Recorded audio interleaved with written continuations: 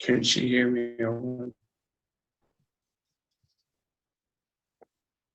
Okay. I'm gonna put got it. You heard. Mm-hmm. I think so. Thank you so much for being ready to get started. You can My name is turn it Renee low. Miller. And as we get started, before we jump into tonight's celebration, we want to have the opportunity to be filled up and warmed in our spirits with a musical libation. And so we are ready when you are, Brother James. Please proceed.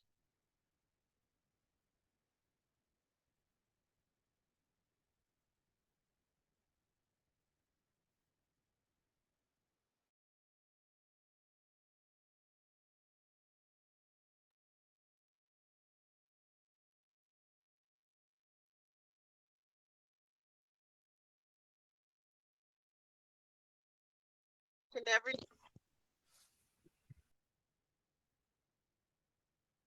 Okay, Brother James, we're with you. Unmute yourself, please.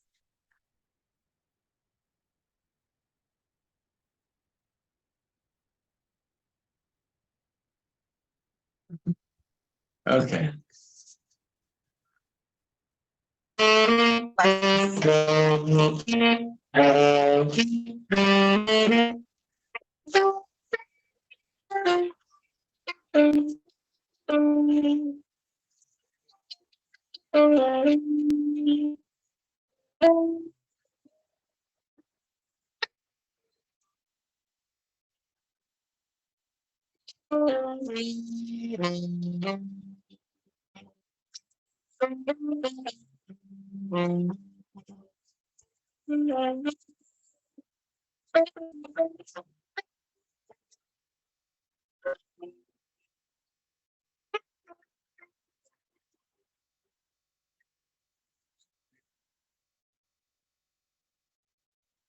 Is that it?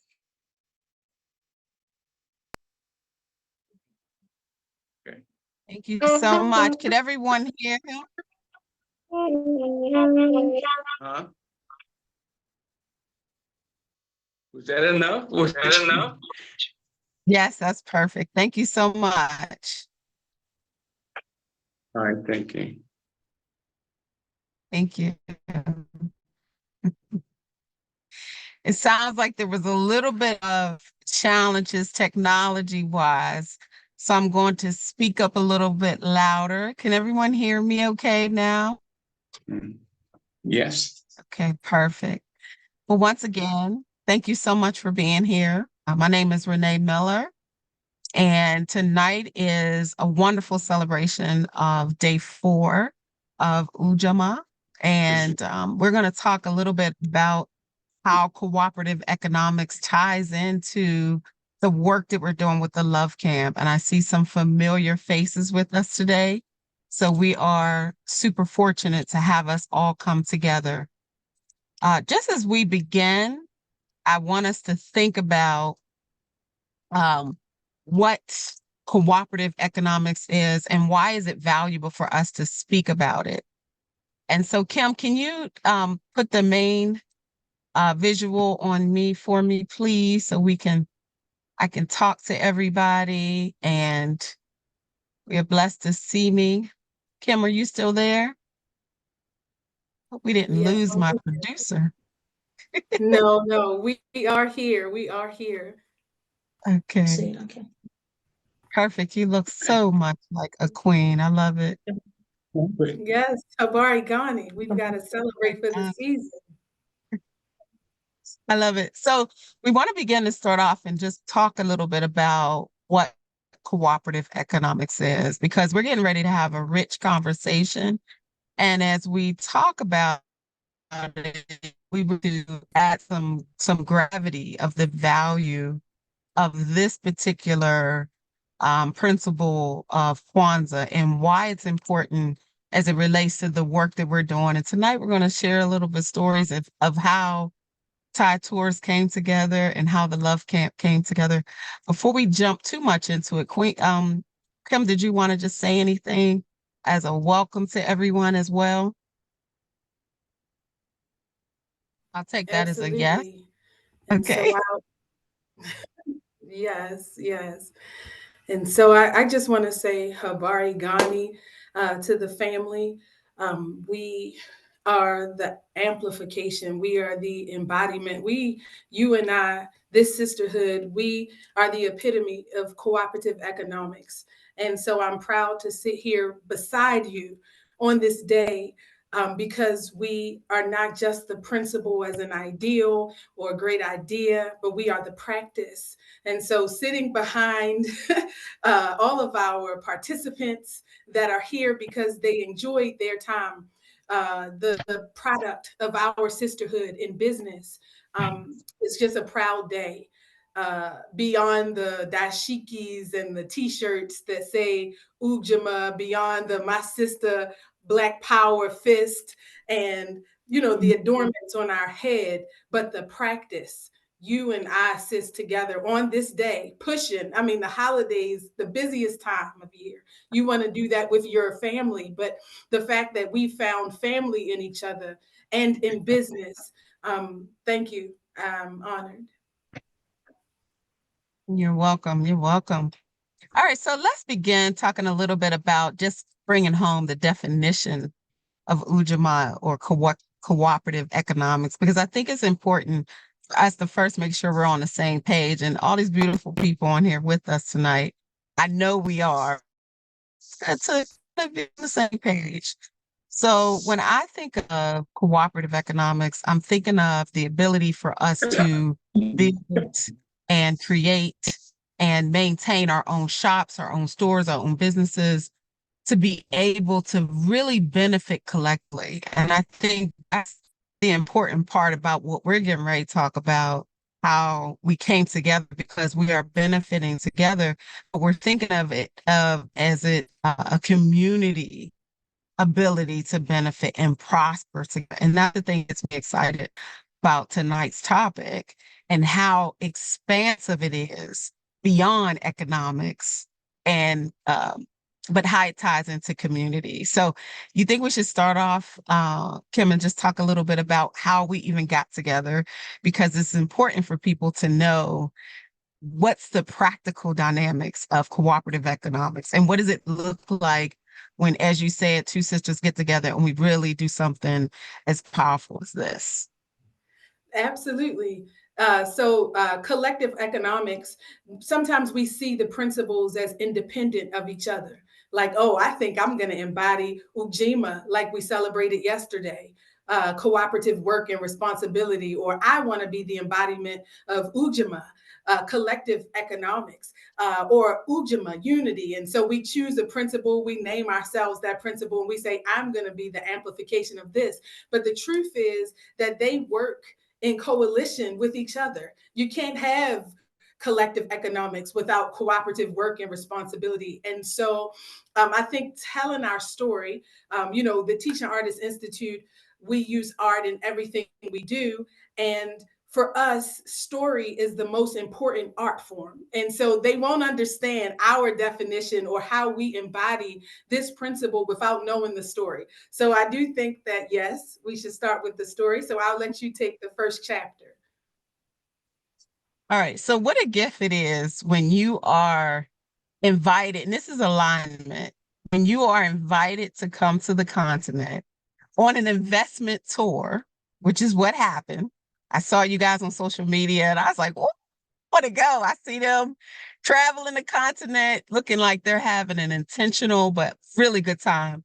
So fast forward, I go to Tanzania. I invest in many of the opportunities that were there. I invested, I believe, in a couple. And on our way coming back, we were just let's do this. During one of the trips in Tanzania, we were actually talking about the state of Black love in the community, in our communities and people that look like us, particularly Black women. And we were talking about how it's missing, how Black women are the largest single women and the fastest divorced. And we just kind of were talking. And before you knew it, we said, you know what? We need to have something like Kim, you said, we need to have a love camp.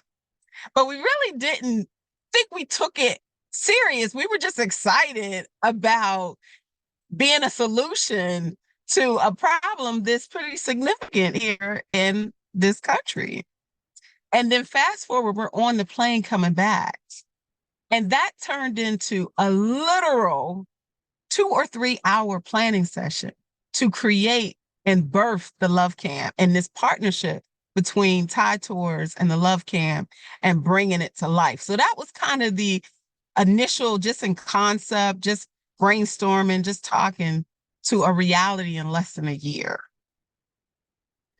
Absolutely. But I feel like, I mean, that's the fast forward version. But to me, like the beauty is in the details, it's in the accent. And so I think about the conditions under which that conversation had, because collective economics, it depends on the conditions. Like you need the collective, right? The people have to be in umoja, they have to be in unity. And when I reflect back on that first investment tour, I remember we cast our net wide and far looking for these investors. And when I think about Pan-Africanism and I think about investment on the continent or really economics in general, it's always a really male dominated sector. When you think about economics, when you think about the banking industry, when you think about Wall Street, when you think about just the business community in general, the face of that has been promoted, especially to our community, as a male dominated space. And so I have to admit that I was really surprised when we did the marketing for our first TAI tour, our first investment tour. And the only thing that showed up were the sisters ready in partnership, ready, looking for their investments on the continent. And so I think I probably was way too comfortable because I was so taken aback by the audience that we entertained. Nothing but the sisters, ready with their bank accounts, well disciplined, with the mindset that there is life outside of America. They were open to newness. I mean, it was incredible. And I think that was the condition. But now the sisters that showed up, they were sisters to each other. And I think that made us more comfortable to have that conversation and be vulnerable. Because let's really talk about the conversation. I mean, this is the Love Camp. I've heard those chats that you and Chad have in your WhatsApp group and in your Facebook. So let's be honest about it. Let's not skate over the details. What were we talking about when we were on the bus? I mean, business in our mind was finished.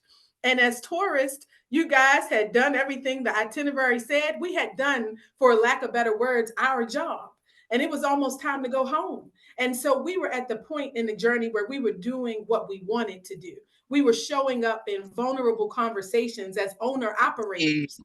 We were talking about intellectual property, right? I know people that can't even get to the point where they form a new idea because they're so afraid that if they say it above a whisper, that somebody gonna take what they got. Listen, I know us. Our organization, we incubate new concepts. So I know how people feel about their creations. It's like Erykah Badu, I'm sensitive about my shit, and so they don't want to be vulnerable enough to even share not only where they are and what they're feeling, especially when the woman that has the capacity to be an investor, because she's got it together, this kind of sister. She's the one that you see from the outside and you say, my God, she's got the house, she's got the car, she's got the looks, she's got the money. All of the boxes are checked. And so seeing the vulnerability, the love. Yes, that's not something that she brings to the table. She's not running to have a discussion about that. Love, how of all the investments I've made, I'm now at a point in my life where I still feel empty. I don't need you. I do need you. I've been telling myself that I don't need this, or maybe it's been the last box on my list, right? So exactly. I don't want to just skate through the story, because that is, to me, the most remarkable part, the origin of this development. It just highlighted how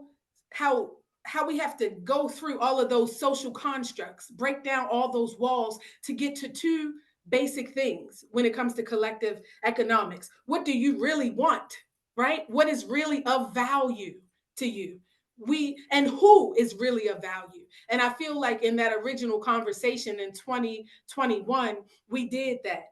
And that's not common. And so shout out to Lisa Watford. Yes, sis, because I will always love your sister. Your sister shows up for you. And she was there with you on the investment tour. And she said, guess what? That conversation that y'all are having is not normal. Don't just gloss over it. Two Black-owned women businesses that are talking now, not just about newness in a vulnerable space with creative intellectual property, but also the most sensitive part of their identity. Who is the partner I'm going to spend my life with? That part. Why is it missing? And so I think Renee is, wait, did she just drop out? I think Renee just dropped out. That signal. But when she comes back, I'm sure she will agree that being in a space of vulnerability, being open, being honest, not just with the people, but being honest with yourself. That is one of the characteristics, one of the traits of being able to effectively work in collective economics. And so I feel like my sister, she showed up with me. Let me spotlight her video again. Add spotlight. You're back, sis. And I just told them that it was that honesty that got us to this point where we're able to be in this collective economic sisterhood, because you were honest first with yourself, and then you were honest with us. And that kind of vulnerability, it creates the future. We are that Afrofuturism. And most of us lie into ourselves. And that is why we can't break through to find our tribe. And so I've said a lot, I'm going to stop, but I just didn't want you to gloss over that introduction in the story. It's like, wait a minute, that's the best part of the chapter. That's the part that's going to show people how to start. Many people, they can see the full big picture. They can see 1,000,000 yards, but they don't see how to just plant that first seed. And so it means letting go. It means being honest with yourself and with the tribe that you're with. It means trusting. And that kind of vulnerability is strong. It takes strength. And so, sis, you're the love coach and you're the expert. I'm gonna, you said, you're the expert in teaching people how to be vulnerable. So you probably brought it out. Let me say this, beautifully said and powerful, because when you were sharing that, it took me back to that moment we were actually in the van driving through the countryside of Tanzania. I will never forget that. And I remember us talking about how hard it's been and the challenges of finding love. And I do remember us talking about how many of us are educated and smart and beautiful and caring and really wanting to connect with healthy love and find partners. And we go through so much. And I remember us talking about how much our heart went out to want to do something about it. And so thank you for bringing that up. And thank you for really giving the expansion view of it, the expansive view, because at the end of the day, sometimes we don't realize how powerful our experience was until we're reminded, like, oh, wait, well, yeah, that was really vulnerability, because we had spent days of really connecting and honoring and seeing each other.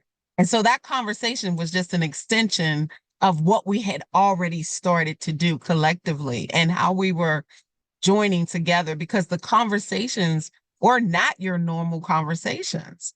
And particularly a lot of times, we don't hear enough sisterhood, particularly in our communities or even Black businesses that want to join together. A lot of times we have distrust, we have sometimes dissension, or we just have a little bit of like, I'm gonna give you a little bit of arm's length connection. So, give me 50 exactly. So, I think us walking on this journey, I think was really, to me, I always say it was destiny. I feel like I was where I was supposed to be. You were where you were supposed to be. And then when we were on that plane, having that full business meeting, and it was a done deal by the time we walked off that plane at Dulles Airport, I knew this was what I was called to do. And so I feel like it's good for us to talk a little bit tonight about what it looks like practically. Like we know now, fast forward 2 years later, the Love Camp is developed and we are getting ready to go back to Ghana. But I feel like before we talk about that, let's talk a little bit about, well, what does it look like practically? Like, how are we doing this? What are some of the things you've noticed that we have to make it work so that more of us can have these types of connections and these types of opportunity to do collective economics? Well, I mean, first and foremost, I want to take it back to the other sisters in the room because even though we're the ones that went into the Business Sisterhood partnership, it was the other sisters in the room that originally I think need to be a part of every equation. It shouldn't just be a pair. There need to be, those other eyes that hold you accountable. That accountability is third party, right? And so that accountability is also holding you accountable to implementation because Lisa was the one that said, that's it. This is not just a conversation. Keep going. You need that cheerleader. And I think that sometimes because of our fear, like our fears around connection, idea theft, and, we've been hurt in the past, it's those people, those cheerleaders on the sidelines that say, you can do it. Sometimes we underestimate what that does in the vision. And I think that practically when you are trying to give advice from our own story to somebody else that may be brave enough to partner their newness with someone else, find your cheerleaders. Yes, you got enough people in your life telling it like it is. Oh, girl, I'm just keeping it real. I'm just telling it like it is. But we need some people that can tell it like it can be, that can help you see the vision. You need somebody to be able to imagine near with you. And so when I think about all those cheerleaders right from the beginning, we were destined to be on an accelerated growth timeline because even from the initial conversation, the Imagineer team was there. They was like, yes, sis, I see it. Oh my God, I can find them at the Love Camp. And these were women that were really like a testament to our situations. They were saying, me too, I can relate. I feel that. And so it was almost like proof. They were our case study. They were saying, use me. Like I'm willing to give that testimonial to say that what you're talking about is necessary and relevant.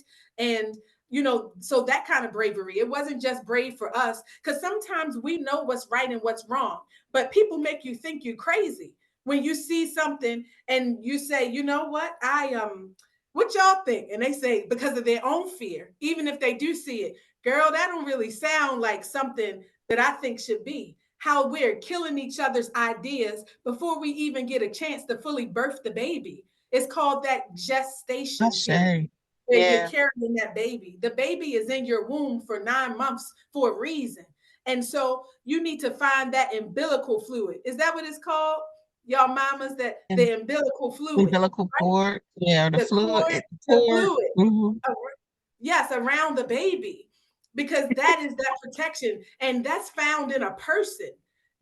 When you have a new idea, right, in a practical way, when you're trying to develop a new business concept and you're looking for your business sheroes or your business heroes, you need to make sure that they are the visionaries that are going to insulate your idea. You need negative Nancy too, but not in the beginning. You don't need her. You don't call that friend. She's not the one. And so when I think about us, it reminds me of that in a very practical way. Find your fluid, that gestation protection, right? I agree. And I would definitely say not only find your cheerleader, but find that person that's willing to take you by the hand.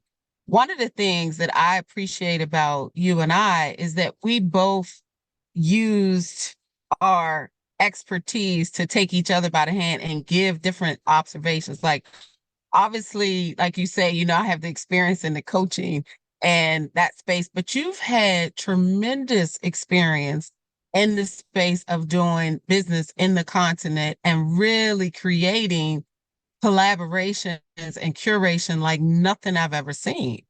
And so being able to find someone that you respect and admire, and create that community and that synergy together. And it turned into many of the people that are on with us today as well. So having that community of expertise and having that community to say, this is what I'm good at, that's what you're good at. How can we synergize and create a collaborative? We don't do that enough. We don't build from what our communities have. And I think we also need to do a really good job at planning. Like, you and I took time to really say, what does this look like? What's the vision of it? How do we plan this out? And it went through multiple iterations, and I think that can be small things that we do, and it can also be a model for large things if we have the right planning and the right mentality around where we want to go and what we're trying to accomplish. Because we also had something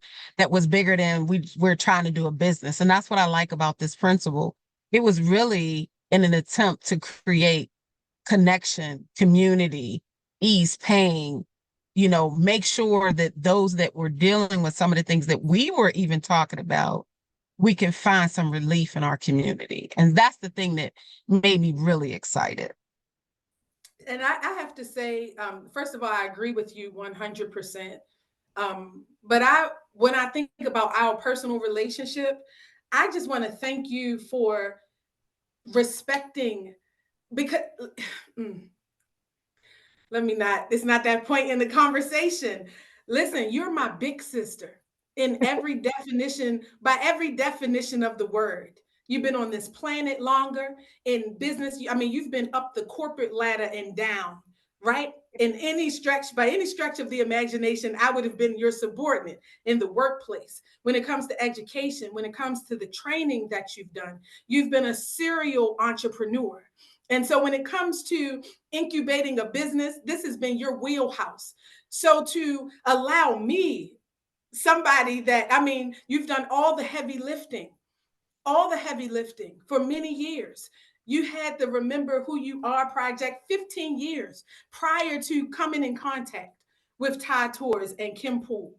And the fact that you allowed me, somebody whose business has only been in establishment since 2015, to help develop this initiative, to say, no, Renee, let's try again.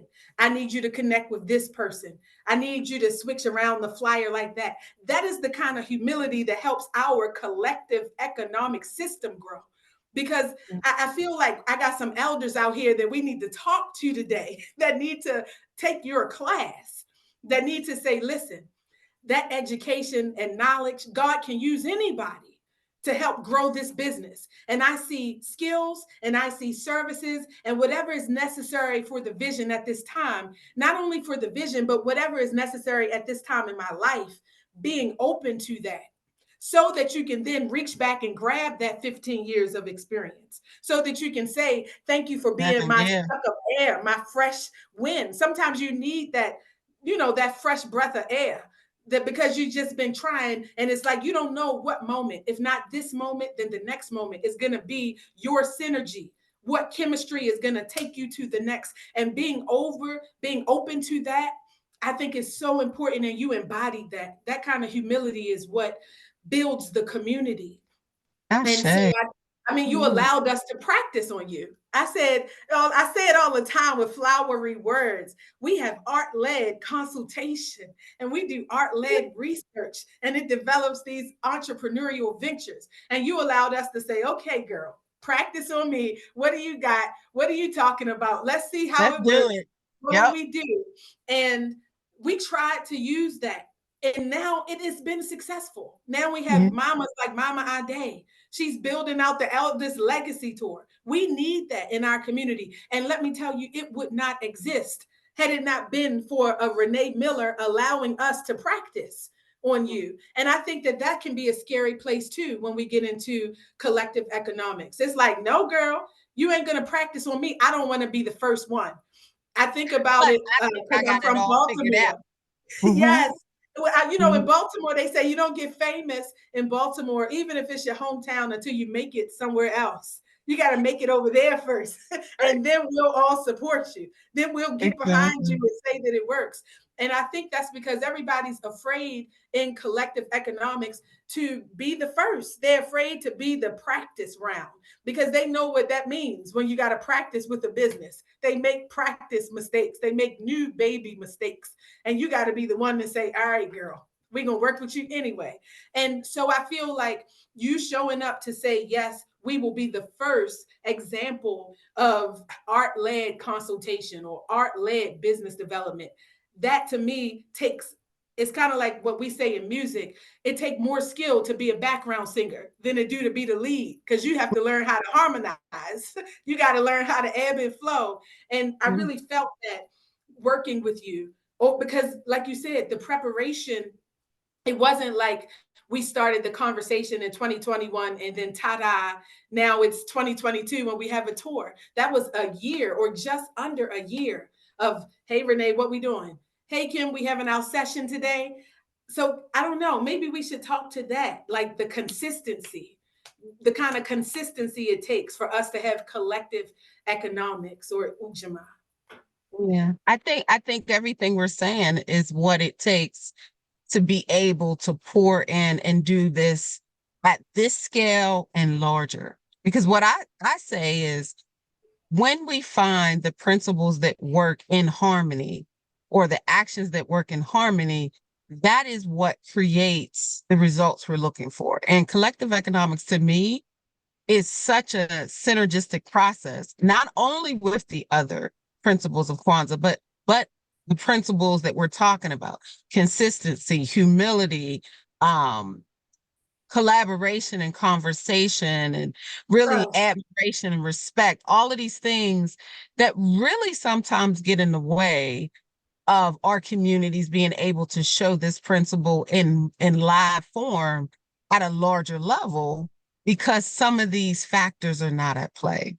So I'm mindful of our time, and I want us to talk a little bit about the Love Camp Ghana. I know you have some things you want to share. And also, we feel so blessed to have folks on with us that took the trip with us. And so I want to get a chance to hear from them.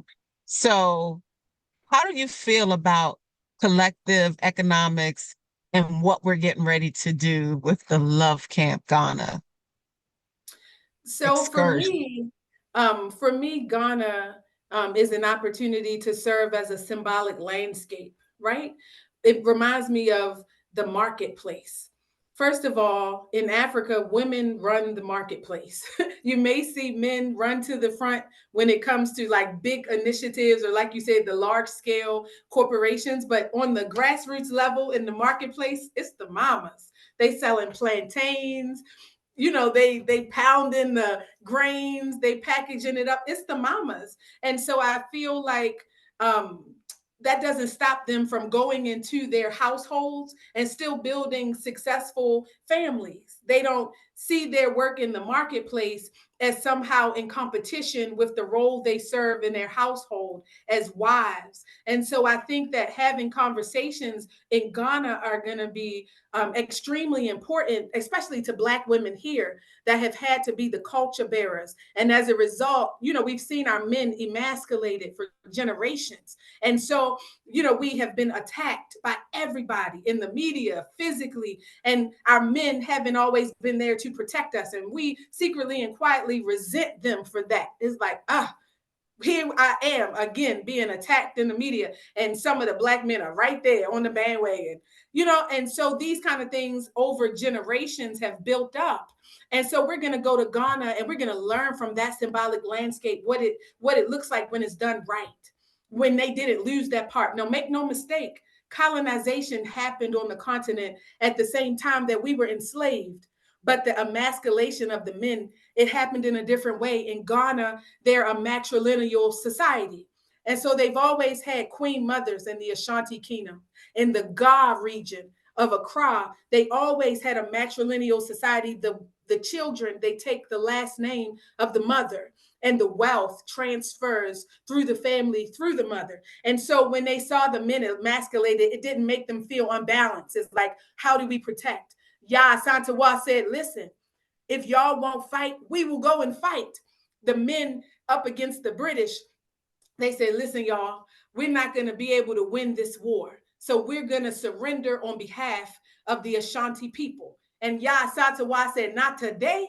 And nobody challenged that, because in their society, queen mothers were already established as a component. And in Ghana, the wife of the king is not the queen. Just because you're the wife of the king, or what they call in Ghana the hene, that doesn't make you the queen. The queen mother in Ghana is usually the auntie or the older sister. And so I think it brings into focus what we call collective economics, because it means that in your business endeavor, you might need a woman in leadership that supports you like a wife does, that helps to guide this business vision. And we need women at home that aren't intimidated by that. It's like, listen, we said that's his work wife. It don't mean they having sex. It don't mean, listen, that is his sister. That's his auntie. She's the queen mother in that business. She's the one helping him roll out the vision. And that doesn't threaten your wife status. And so because we've adopted a European context on what marriage is and what family is, Ghana is going to help us set straight some of those narratives. And we're going to have a little bit of fun doing it too. I don't know if you want to talk about some of the things that happen in Love Camp Tanzania, or maybe we would let some of our guests that actually participated do that. I don't know. I I see. would love that. We got two beautiful guests with us. And I just want to say this real quick in reference to what you said. I absolutely love and am excited about us going over to Ghana to have this conversation and to have the experience, because one of the things that we see and we're working to minimize and hopefully completely obliterate is the divisiveness that exists between our Black men and our women. The love that does not exist at the level that we know is possible. And a lot of that has to do with historical trauma. It has to do with the ideologies we've taken on, the narratives, the beliefs, all of the things that we have that we use against each other, and we're not showing up as the love that we are. And so us being able to go and see other cultures and look at and dissect what part of those best practices can we use, what part of how we show up is not a walking example of love, what part of who we are needs to be healed. And so that's one of the things that I'm excited about, but doing it in such a way that everything is curated and incorporated in such a way where you feel the experience. And so I would love to hear from Olamina, and then I want to hear from Norma, because I want to hear your experience. What was Tanzania like with you when we incorporated the activities along with the topics at hand? If you could just speak a little bit about that. And I Well, would love for you to introduce yourself just briefly. first of all, greetings, everyone. It is wonderful to see everyone and be a part of the Zoom meeting. I'm excited about you all's next Love Camp in Ghana, and I'm really looking forward to hearing more information about it. My name is Olamina Stevenson, and I am a author, community service activist, love coach, and entrepreneur, and just do stuff. You know? But thankfully, you know, the Love Camp Tanzania was an eye-opening, deeply rich, and honest discovery, self-discovery, into learning more about about self-love and how to love the other people in our lives. And Sister Renee did an excellent job leading us on a journey of understanding the depths of love and what it meant, how it looks. And I can't say enough about how it helped me personally in my love ship. And so I'm just looking forward to continuing to be a part and adding what small pebbles I can in the journey and the work that you both are doing. Thank you. Thank you, Olamina. Love it. Okay, Ms. Norma.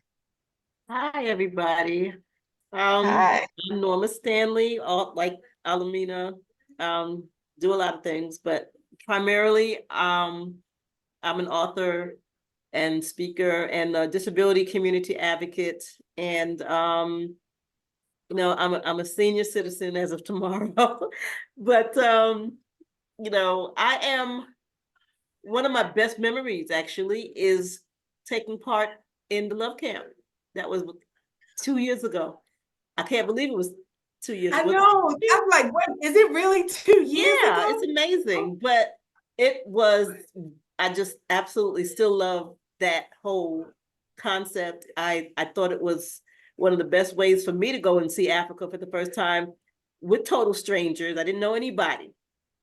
But once I got to know everybody who participated, it felt like family. And it was a beautiful event. You know, the instruction that we got, everything, the way you two merged your expertise, I thought truly was a work of art. I highly respect what you guys do individually and collectively. And it made it a beautiful trip for me, considering I had never been to Africa before and I was terrified, but I was, you know, all those fears within that first day or two were gone. And it, you know, I learned so much about myself as someone who, you know, was a widow and you know, didn't have a whole lot of love relationships in my life, but learned about myself in, you know, whatever opportunities there may be in the future to engage in that. And how I can help some of the younger women who, you know, are going through, you know, the love coach, all the things that you guys were teaching for the ones who were becoming love coaches. And as we observed those lessons that they were learning and how well that they, you know, executed some of the lessons they learned, you know, during the whole process. And every day was, you know, a great melding of the activities and the instruction. And you just, you know, I mean, they were long days, but they were power packed. And I didn't feel tired. I didn't feel tired till I got back. Then I felt it. But it was a wonderful, wonderful experience. And I tell everybody to this day, if you get a chance to do a love camp, you need to do it. So I'm looking forward to learning more about Ghana, because that was one of the countries I wanted to go to. So that'd be great to be able to participate through the love camp experience and see how that might happen. So I'm believing God, and I hope the schedules can work it out, but that would be really cool. Well, thank you so much, Norma. Thank you, Norma and Olamina. You guys were such blessings for us when we were there. It was like literally my pleasure and my honor. And there would be days that I would just tear up from watching not only the insight and the growth, but just the shifts and the connection that we all had. And there would be times that I would say, there's nothing more that I would want to do than what I'm doing right now on this trip. And so it really was an honor for me. And it's still an honor to do this work. And, you know, I just want to echo that, Renee, because in tourism, trust me, people give you their funky behind to kiss. It's like, oh, you are my servant, so you need to pick up my dirty drawers. You know, I mean, bring me my fluffy slippers. I say that to say you don't love all your clients. You do your job, you do it to the best of your ability. And as a owner operator, I get to choose when I'm there and when I have curators that do exactly what you paid for. And me being there myself, I loved being in company with you all. And we need to learn that in our business. And because we've learned from Europeans their business ways, how they treat each other in exchange, but we don't exchange that way. It's an honor to support a Black business. It's also an honor to give a service to your brother and sisters. And so bringing that to the exchange as we trade and barter in the marketplace is so essential for collective economics, because sometimes, you know, we want a deal, we want a discount from our brother and sister, we want the hookup, then we also give them the fluffy slippers, clean my dirty drawers treatment. So you want to pay less and get more. And so I think that when I think of both of you, I just think of, man, I wish all of my customers, like I want all of my customers to be like a Olamina, to be like Miss Norma, that say when I get back, I love that so much, I got to tell other people about it. Like we want those kind of customers. And I think that there's a there's a responsibility of the customer too, when you show up to this business marketplace with the mindset and with the spirit of Ujamaa. And so I think we should remember that. And you guys remind us of that today. So thank you. Thank you. Well, we thank you. It was a blessing to see Ujamaa in action when we were at the Love Camp, and it was a beautiful thing. So I look forward to learning more and participating as often as I can. I have people who I know want to be a part of it too. So we're just hoping the schedules and everything else, align. But definitely Ghana sounds pretty exciting. Nice. All right, so I'm going to be the minister of time right now. We got can we take about 8 minutes to do our best to close out and talk a little bit about what the dates and the specifics are, and then tell us a little bit about Tanzania. Tell us a little, I was gonna say Tanzania. Tell us a little bit about TAI tour. So first, let's close out the Love Camp Ghana in terms of dates. So we haven't released the dates yet, so this will be our first time, October 3rd through the 13th of 2024.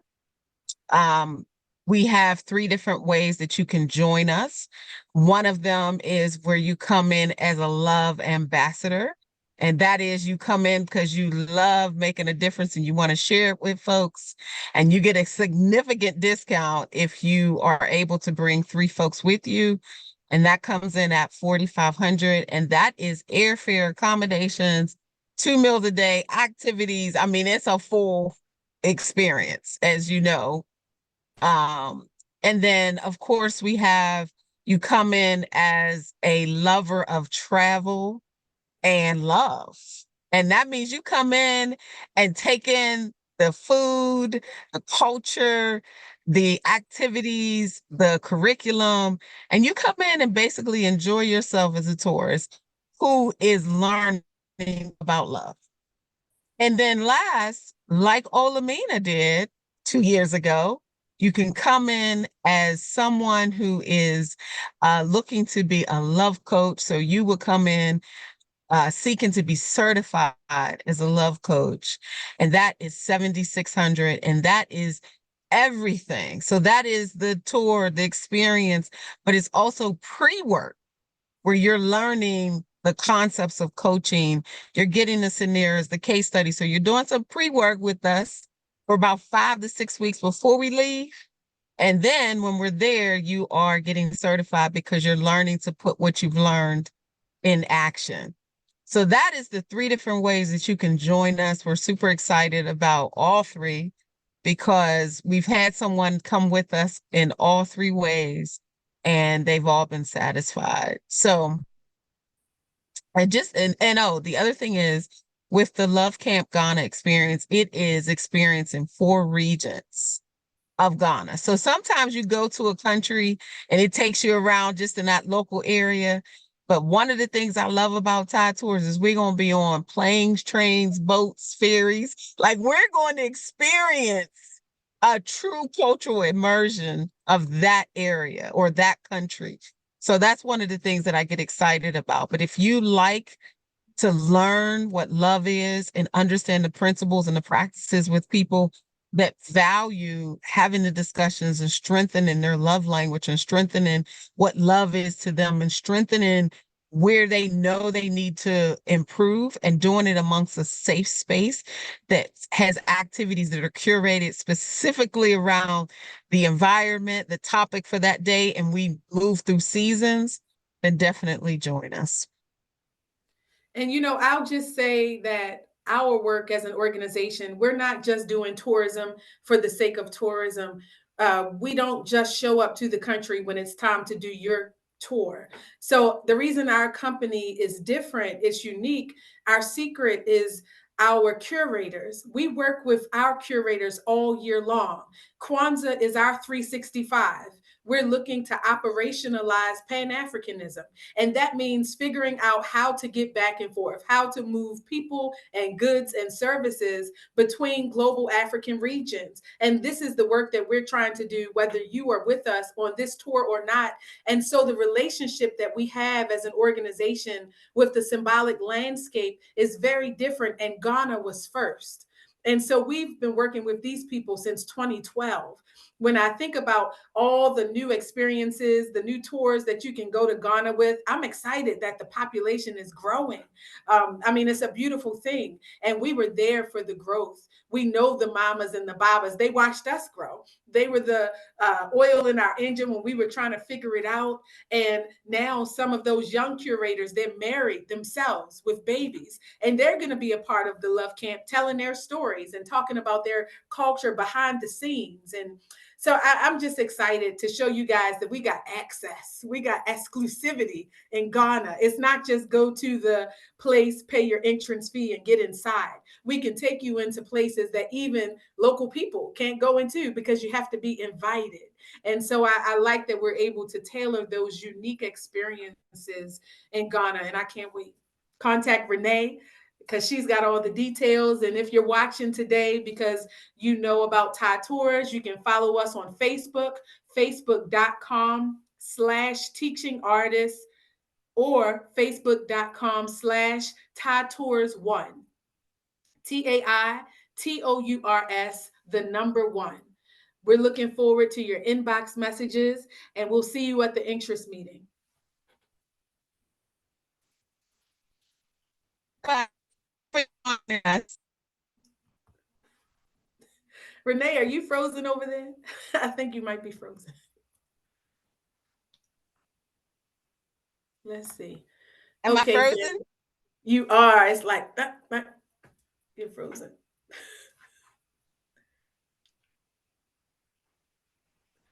Okay. So I'm sure she's probably giving you her contact information or how to contact her.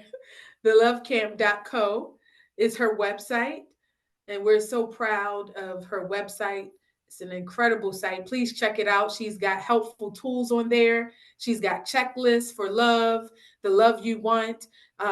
She's the love coach, and she does it alongside her team of love coaches. And so we look forward to seeing you guys, Habari Ghani, this Kwanzaa season. And today's principle is Ujamaa, collective economics. So thank you, Renee, for being my business sister today and an example of our success together. And Mama Norma and Baba Olamina, thank you so much for being examples of what a client should be when they embody the spirit of Ujamaa. And so we'll see you guys next time. I'm going to end now. Thank you all for tuning in.